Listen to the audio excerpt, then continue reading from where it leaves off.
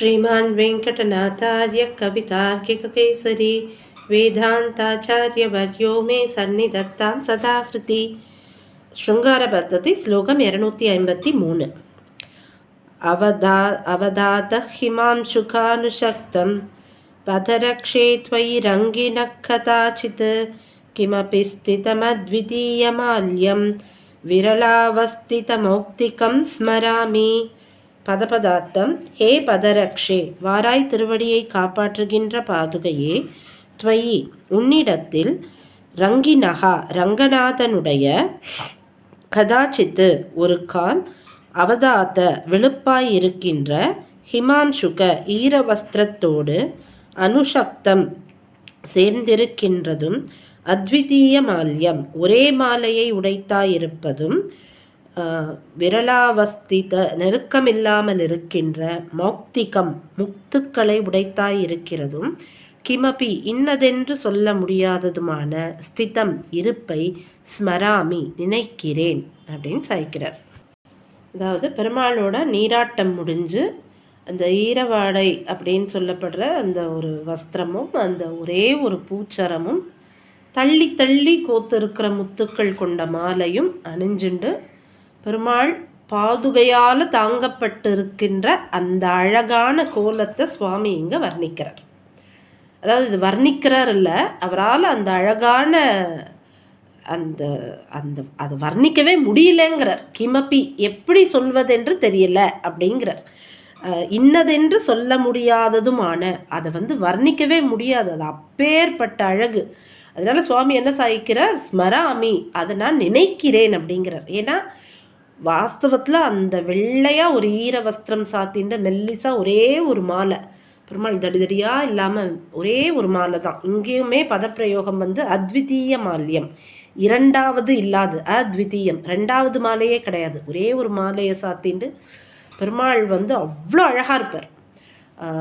நம்பெருமாளில் இப்போது ஸ்வயம் திருமேனியில் திருமஞ்சனம் கிடையாது, அதாவது பூர்த்தியாக அப்படியே திருமஞ்சனம் கிடையாதுன்னு நினைக்கிறேன். ஏன்னா அவரோட திவ்ய திருமேனி ரொம்ப தளிராக இருக்கிறதுனால இப்போல்லாம் அதிகமாக திருவடி திருமஞ்சனம் தான் அப்படின்னு கேள்விப்பட்டிருக்கேன். இப்போ சுவாமி விவரிக்கிற இந்த கோலத்தில் தேவநாதன் அடியன் சேவிச்சிருக்கேன். அது அப்படி ஒரு அழகு. அதாவது பொதுவாக நம்ம பழக்கத்தில் ஐயோன்ற வார்த்தை சொல்லக்கூடாது, ஆனால் ஆழ்வாரே சாய்ச்சிருப்பார், நீலமேனி ஐயோ அப்படின்னு. அந்த மாதிரி ஐயோ அது அப்படி ஒரு அழகு, அது வார்த்தையால் சொல்ல முடியாத அழகு. பெருமாள் ஸ்வயம் திருமேனியில் ஒரு ஈர வஸ்திரத்தோட ஒரே ஒரு மாலையோட அந்த வெள்ளவிளையல்னு அந்த வேஷ்டியோட அந்த வஸ்திரத்தோட இது யார் ரொம்ப பெருமாளை அழகாக வர்ணிப்பா அப்படின்னா சூர்பனகை ரொம்ப நன்னா வர்ணிப்பா. சூர்பனகையானவள் அந்த பெருமாளை வர்ணிக்கிற அழகு இருக்கே, அதுக்கு தனியாக ஒரு 4-5 ஸ்லோகமே உண்டு ராமாயணத்தில். அப்படி வர்ணிப்போம் பெருமாளை. ராமமிந்தி வரஷ்யாமம் கந்தர்பஸ்திருஷ பிரபம் பபூவேந்திரோபமம் திருஷ்டுவா ராட்சசி காமமோகிதா. அவர் ரொம்ப அழகாக வர்ணிப்போம். என்னென்னா பெருமாளுக்கு அகன்ற மார்பு, திரட்சியான தோள்கள், தாமரை இதழ் மாதிரி கண்ணு, முழங்கால் வரை நீண்டிருக்கக்கூடிய கைகள், ஒளிச்சுடராக விளங்கக்கூடிய திருமுகம், பார்த்துட்டே இருக்கணுன்ற பேரழகு, யானை மாதிரி நட, ஜடாமுடி, கோமளமயமான திருமேனி, பராக்கிரமம் உடையவர், அரச லட்சணங்கள் பொருந்தியவர், கார் வண்ணம், மன்மதனுக்கு நிகரான சௌந்தரியம், இந்திரன் போன்ற ஆளுமை, இப்பேற்பட்ட ராமபிரானை பார்த்த அரக்கி காமவசப்பட்டாள் அப்படின்னு அதுக்கு வியாக்கியானம். அதாவது ஒரு எதிரியை கூட மயக்கிற அழகு. அதனால தான் திருமங்கை ஆழ்வார் சாய்ப்பார், மன்னனி ராவணன் தன் நல்தங்கை அப்படின்வார். நல்தங்கைன்னு யாரான சூர்பனகையை சொல்லுவாளா அப்படின்னா அதுக்கு திருக்குடந்தை ஆண்டவன் சாய்க்கிற, பெருமாளை பார்த்த உடனே பெருமாளோட திருமேனி சௌந்தரியத்தில் ஆசைப்படணுமா அப்படின்னு உபனிஷத் சொல்கிறது. அதை யார் கேட்டான்னா சூர்பனகை தான் கேட்டா, அதனால் அவள் நல்தங்கை தான். ஆனால் அவள் பண்ண தப்பு என்ன அப்படின்னா, அப்ராகிருதமான ஒரு சுங்காரத்துக்கு ஆசைப்படாமல் அவள் காம வயப்பட்டாள், பிராகிருதமான ஒரு சுங்காரத்தை அடைஞ்சாள்.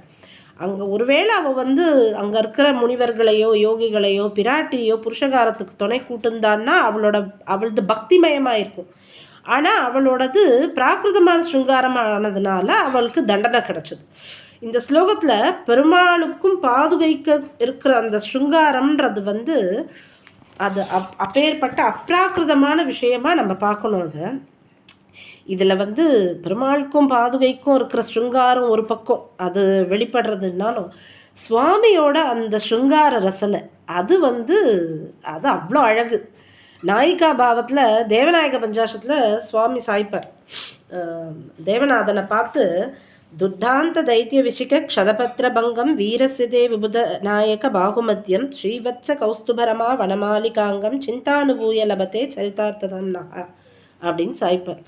அதாவது என்னென்னா பெருமாளோட அந்த ஒவ்வொரு அங்கத்தையுமே அழகாக வர்ணிப்பார். அதில் வந்து இந்த பெருமாளோட அந்த வக்ஷஸ்தலம் அதில் தாயார் இருக்கிற அழகு, ஸ்ரீவத்சம் இருக்கிறது, கௌஸ்துபம் இருக்கிறது, அதில் பெருமாளுக்கு இருக்கக்கூடிய தழும்ப கூட அந்த போர் நடந்தது தேவர்களுக்கும் அசுரர்களுக்கும். அந்த தேவர்களுக்கு நாதனாக வந்தவர் தான் தேவநாதன். அதனால் அவரோட உடம்புல இருக்கிற அந்த தழும்ப கூட சுவாமி வந்து மங்களாசாசனம் பண்ணியிருக்கார். இப்போ கூட நம்மளோட பெருமாளோட ஸ்வயம் திருமேனியில் அந்த தழும்பை பார்க்க முடியும். ஆக அந்த பெருமாளோட சிரிப்பு, திருமார்பு இதெல்லாத்தையும் அப்படியே நம்ம வந்து அப்படி கண்ணு முன்னாடி நிறுத்தி பார்த்தோன்னா அது அப்பேற்பட்ட அழகு. அந்த வாயால் சொல்ல முடியாது, அதை வந்து விவரிக்கவே முடியாதுங்கிறதுனால தான் இங்கே சுவாமியோட பதப்பிரயோகம் அப்பேற்பட்ட அழகை ஸ்மராமி நினைக்கிறேன் அப்படின்ட்டார். ஏன்னா அது விவரித்து சொல்ல முடியாது. ஆக இந்த ஸ்லோகத்தின் மூலமாக சுவாமி பெருமாளோட அந்த அந்த சௌந்தரியமான அந்த வடிவு அழகு, அந்த வடிவழகோட கூட அந்த பாதுகை நம்பெருமாள் வந்து பாதுகையை சாத்திண்டு எப்படி அந்த ஈரவாடையில் அந்த ஒரே ஒரு சரம் மட்டும் சாத்திண்டு அவரோட அந்த திருமேனி அழகு காமிச்சு அப்படி நம்மளை மயக்கிறார். நிஜமாவே அத்தனை பெருமாளுமே அந்த ஈரவாடையில் சேவிக்கிறதுன்றது அப்பேற்பட்ட அழகு. ஆக இந்த ஸ்லோகத்தின் மூலமாக நமக்கு அந்த காட்சியை சுவாமி கொடுக்குறாருன்னு சொல்லி தலை கட்டுகிறேன். அடியேன் கவிதார்க்கிக சிம்மாய கல்யாண குணசாலினி ஸ்ரீமதே வெங்கடேசாய வேதாந்த குரவே நமஹா.